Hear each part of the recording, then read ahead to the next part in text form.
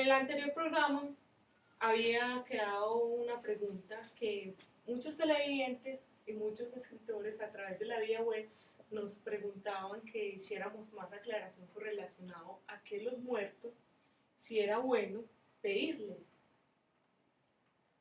¿No quedó claro? No, sí quedó claro, pero no suficientemente. Muy bien. Pedirle a los muertos.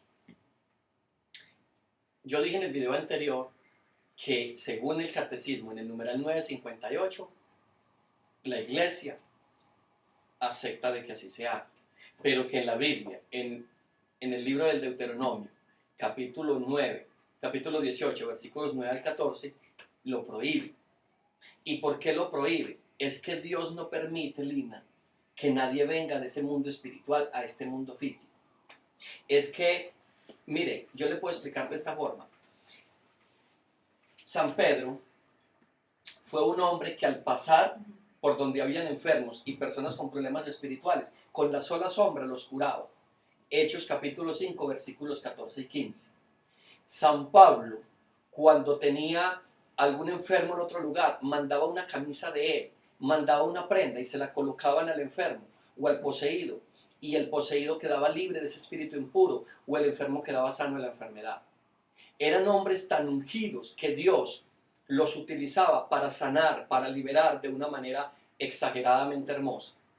Pero quiero contarles que después de que este par de hombres mueren, no registra la Sagrada Escritura un solo milagro hecho por ellos. Ningún milagro hizo Pedro o Pablo después de su muerte. Ninguna persona que parte a la eternidad tiene la oportunidad de volver a esta tierra, y menos de hacer milagros.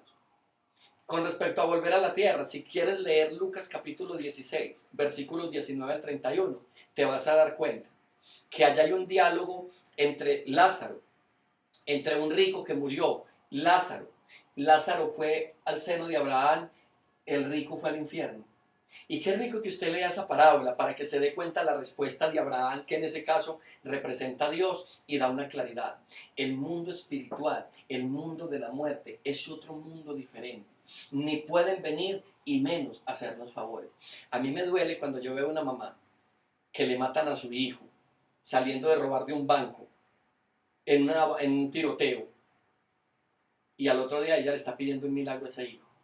No, amigos, la realidad es dura, pero tenemos que entenderla. Tenemos que salir de ese oscurantismo, tenemos que salir de esas creencias de religiosidad popular, tenemos que entrarnos un poquito más en el texto bíblico. La palabra de Dios no autoriza a ningún ser humano ni para volver a este mundo y menos para hacernos milagros. Julio, interesante el tema que nos has dado, pero muchos me dicen, si eso no se suele suceder, entonces ¿quién es el que hace los milagros? Cuando una madre, un hermano o X o Y persona pide a favor de este muerto. Esa pregunta tuya es muy interesante y tiene dos respuestas. La primera, te la voy a ejemplarizar. Cuando tienes un niño de 3 o 4 años y vas con él a la tienda, ese niño, aunque va con su padre o con su madre, le dice al señor de la tienda que le pase un bombón. Y el papá paga ese bombón. Y cuando el niño llega a la casa, le preguntan quién le dio bombón y dice don Pacho, el de la tienda. ¿Cierto? Pero el papá fue el que lo pagó. Dicen que muchas veces Dios nos hace el milagro porque nos ve como unos niños con respecto a la fe, que nosotros no sabemos a quién intencionar y a quién pedirle. Que Dios hace el milagro, pero busca que salgamos de esa ignorancia creciendo espiritualmente. Pero hay una explicación todavía más difícil. Y es que el maligno es el que hace el milagro. Porque el maligno hace milagros. Mateo 24, 24.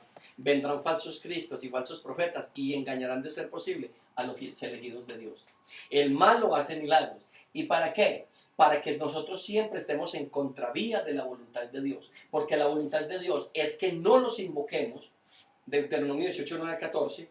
Eso quiere decir que si nos prohíbe que los invoquemos, pues también nos va a prohibir que les pidamos cosas, porque Él no los tiene autorizados.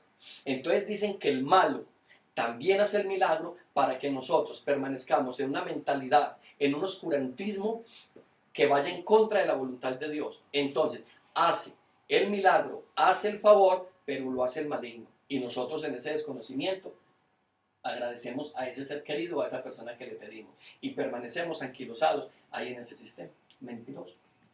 Muy interesante la respuesta. Y sí, es evidente que muchos hermanos en la fe, por su angustia, por su desesperación, buscan lo primero que encuentran. Fuimos enseñados en Claro. eso, crecimos en ese pensamiento.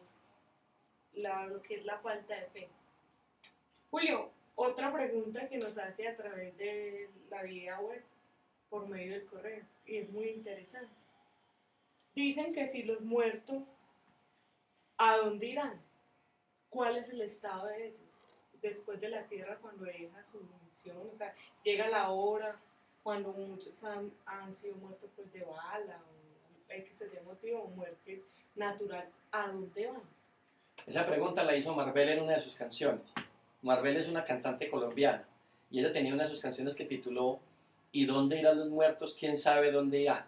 La Biblia tiene claridad frente a eso. Lina, la Biblia nos explica de pe a pa dónde van, dónde quedan los muertos mientras llegan. Si usted abre las páginas de la Biblia en Juan 5, versículos 28 y 29, ahí dice que cuando Jesús venga, los sepulcros se abrirán y los muertos se levantarán para ir unos a condenación y otros a salvación. Pero déjeme decirle que esto ya sucedió en la primera resurrección que hubo. Julio, ¿es que ha habido otra resurrección? Sí, claro. Cuando Jesús muere en la cruz, cuando Él dice la última palabra, Padre, en tus manos encomiendo mi espíritu, en ese momento el velo se rompió en dos, los sepulcros se abrieron y los muertos se levantaron, los que habían muerto santamente, y fueron vistos de muchas personas. Mateo 27, 50 al 56. Esto lo puedes leer y te darás cuenta. Entonces, ¿dónde van los muertos? Al campo santo. Y allí se queda su espíritu hasta el día que Jesucristo venga. Otro texto que pueden leer ahí para que les dé más luces, ya que aquí el programa se los terminó, está en primera carta a los Tesalonicenses, capítulo 4, versículos 13 al 18. Y ahí te das cuenta dónde van los muertos en esta primera etapa, antes de venir Jesús, y dónde es la segunda etapa, la vida eterna en la presencia de Cristo. Sí, es interesante. Muchas gracias, Julio, por todas las inquietudes que nos han respondido. Para mayor información, si tiene otras inquietudes, si no le quedó clara cualquiera de estas preguntas que hemos venido respondiendo, que Julio nos ha venido respondiendo, puede escribir a julioarcila34@.es. Julio Arcila 34@.es para la próxima.